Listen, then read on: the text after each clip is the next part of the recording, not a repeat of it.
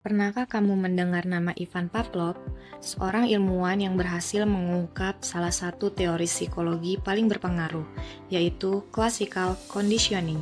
Yuk, kita bahas eksperimennya yang fenomenal dan bagaimana penemuan ini mengubah cara kita memahami perilaku.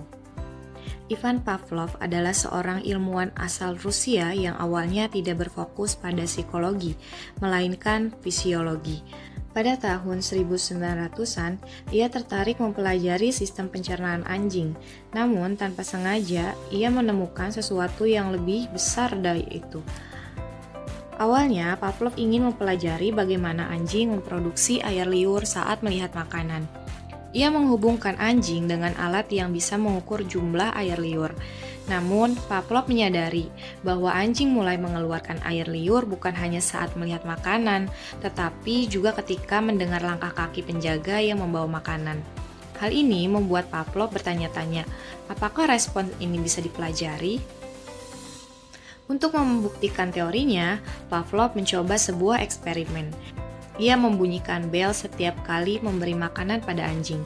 Setelah beberapa kali, anjing mulai mengeluarkan air liur hanya dengan mendengar bunyi bel, meskipun makanan tidak diberikan.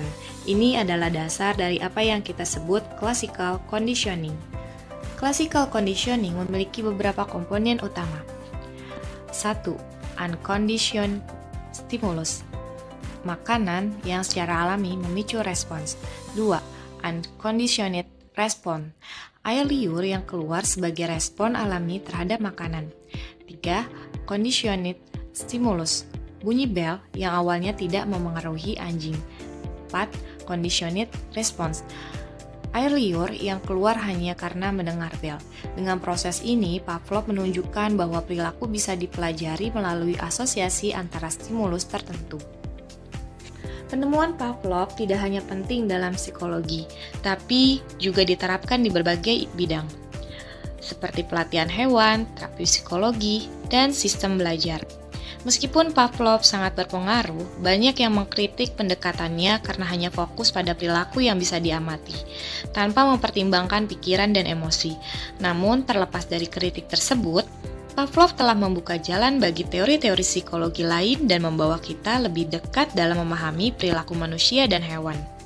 Jadi, itulah cerita tentang Ivan Pavlov dan teori classical conditioning. Penemuannya mengajarkan kita betapa hebatnya otak dalam membentuk kebiasaan dan perilaku.